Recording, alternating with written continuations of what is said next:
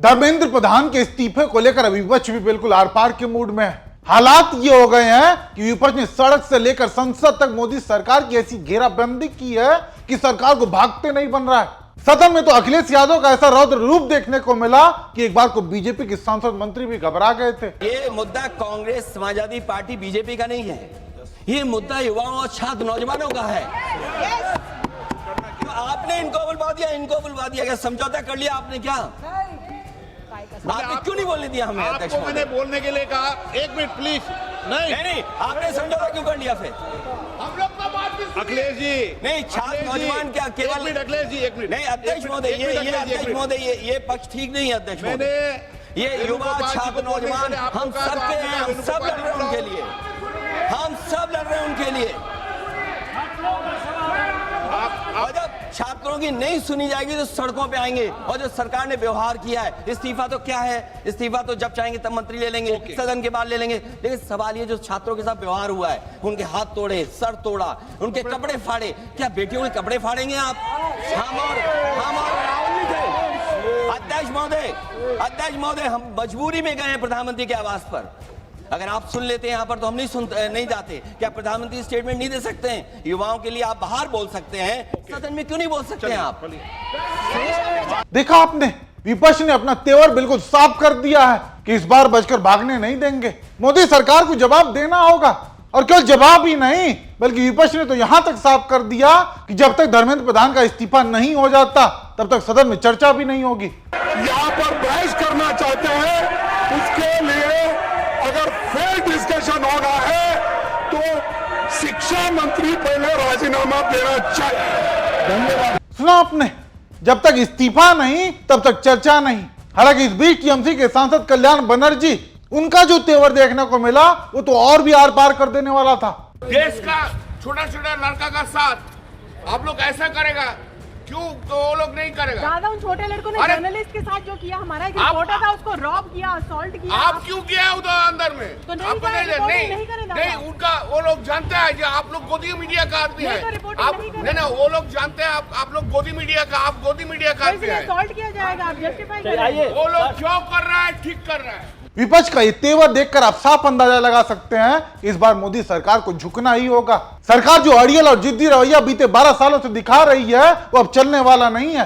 हालांकि इस बीच समझने वाली बात यह भी है कि पूरे विपक्ष और जो छात्र आज सड़क पर उतरे हुए हैं उनकी मांग आखिर है क्या? यही तो कि बेटर एजुकेशन मिले, पेपर लीक ना हो, और जिसके रहते में 80 से ज्यादा पेपर लीक हुए उसका इस्तीफा लिया जाए। ऐसे में जब इस मांग को लेकर युवा सड़कों पर उतरे तो इस सरकार ने क्या किया? उन पर बेरहमी से लाठियां बरसाई, लड़कियों के साथ अभद्रता की, और तो और अब गोदी मीडिया के जरिए उन्हीं के खिलाफ प्रोपेगेंडा भी चलवाया जा रहा है। हालांकि ऐसे में प्रियंका गांधी ने मीडिया को जरूर आड़े हाथ लिया और उनके मुंह पर उन्हें आईना दिखा दिया। और आप लोग अब सच बोलना शुरू कर लीजिए, सच दिखाना शुरू कर लीजिए। वाकई आज अगर देश का नेशनल मीडिया निष्पक्षता और ईमानदारी से पत्रकारिता कर दे तो सरकार की चूल्हे हिल जाएंगी। बाकी मुद्दे तो छोड़िए, आज केवल मेन स्ट्रीम मीडिया छात्रों की मांग को लेकर सरकार से सवाल पूछने लग जाए तो इस अड़ियल सरकार पर काफी दबाव बनेगा, जो एक मंत्री के इस्तीफे को बचाने के लिए लाखों जिंदगियां दांव पर लगा रखी है। हालांकि अभी सरकार ने अपनी यह हालत करा ली है कि सालों तक गोदी मीडिया के जरिए अपनी जो विश्वगुरु और 56 इंची छाती वाली छवि बनाई थी वो सब पानी पानी हो चुका है। आज देश का बच्चा बच्चा इस सरकार की सच्चाई और तानाशाही समझ चुका है। यकीन ना हो तो नमूना देख लीजिए। जब मोदी डरता है पुलिस का आगे करता है। कितने साल के आप? इस साल लौका होगा। क्या मतलब है स्लोगन का? जब भी पार्लियामेंट डरता है वो पुलिस आगे करता है, इसलिए वो हमसे डर रहा है। ये आपने कल की वीडियोस देखी थी? हाँ। कि पुलिस ने क्या किया था बच्चों के साथ? हाँ। क्या देखा आपने? कि वो बच्चों को मार रहे थे पुलिस। फिर क्या लगा आपको ये सुन के? मेरे को कितना गंदा लगा कि हमारी कंट्री है और हम बस प्रोटेस्ट कर रहे हैं अपनी राइट्स के लिए, तो बच्चों की मारने की कोई जरूरत नहीं है। पुलिस वाले अंकल्स अगर आपको देख रहे हैं, क्या कहोगे उनको? मैं उन्हें कहूँगा हमारी एजुकेशन के पेपर लीक हो रहे हैं और हम बस पैसे देख के डॉक्टर बन रहे हैं, तो हमारी कंट्री में कुछ अच्छा नहीं होगा। आप सिर्फ 9 साल के हो, किसी ने सिखाया है आपको ये सब बोलना या खुद से आपको आया? मेरे को तो बस आया है, मेरे को अपनी कंट्री अच्छी चाहिए कि मेरी कंट्री अच्छी हो, इसलिए आज यहाँ पर आए। आज पहले दिन आज यहाँ आए हैं। यस। कल का सब देखकर? मेरा पहला प्रोटेस्ट है।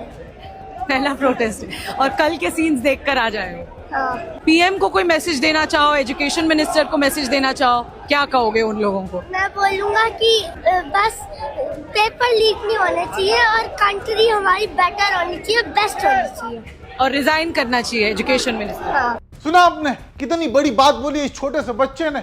और सबसे जरूरी बात कि आज उसके मन में इस भाजपाई सरकार के प्रति तनिक भी इज्जत नहीं बची है। हालांकि बच्चे तो बच्चे, अब सांसद भी खुलकर नारा लगा रहे हैं कि नरेंद्र मोदी कायर है, वो भी संसद के परिसर में।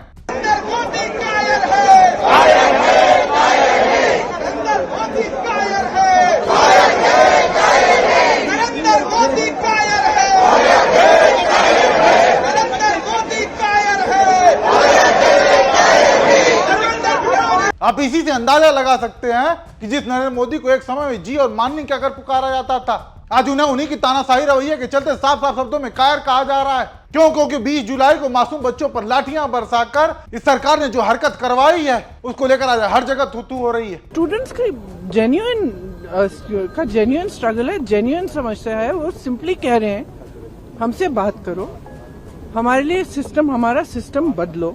ये सिस्टम चल नहीं रहा है, टूटा हुआ सिस्टम है, सब जानते हैं टूटा हुआ सिस्टम है। जिसके बच्चे हैं, किसी भी क्लास का हो, किसी भी वर्ग का हो, जिसके बच्चे वो जानता है कि बच्चों पे क्या बीतती है जब एग्जाम देते हैं। और आप सोचिए कि 26, 27, 28 साल के बच्चे बार बार एग्जाम दे रहे हैं, बार बार पेपर लीक हो रहा है, अपनी नियुक्ति का वेट कर रहे हैं, नियुक्तियां नहीं हो रही हैं, तो फ्यूचर तो बर्बाद हो रहा है ना सबका। ऊपर से आप जॉब्स क्रिएट नहीं कर रहे हो। प्रदर्शन को अलोकतांत्रिक बता रहे हैं। हमारा प्रोटेस्ट अलोकतांत्रिक है। लोकतंत्र में सबसे बड़ी चीज क्या होती है? फ्रीडम ऑफ एक्सप्रेशन और right to protest, peaceful protest. इसमें कुछ अलोकतांत्रिक बात नहीं है। अलोकतांत्रिक ये है जो यहाँ इस सदन में हो रहा है, जो सड़कों पे हो रहा है।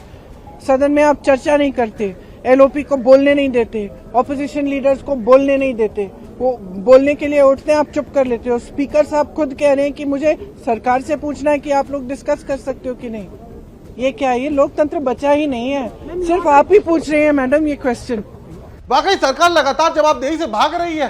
हालांकि इस बार विपक्ष का जो तेवर देखने को मिल रहा है उससे एक उम्मीद जरूर जागी है लोगों में। लेकिन ऐसे में अब देखना यह भी होगा कि आगे क्या घटनाक्रम देखने को मिलता है, क्योंकि बीते दिन राहुल गांधी और प्रियंका गांधी बाकी सांसदों के साथ पीएम आवास तक पहुंच गए थे, वहां धरना दिया। ऐसे में विपक्ष इस मुद्दे को आगे और भी प्रमुखता से उठाने के लिए क्या रणनीति अपनाता है, ये भी जरूर देखने वाली बात होगी। बाकी आप दर्शक विपक्ष के आज ऐसे तेवर को लेकर क्या सोचते हैं, आप भी अपनी राय जरूर कमेंट करिएगा।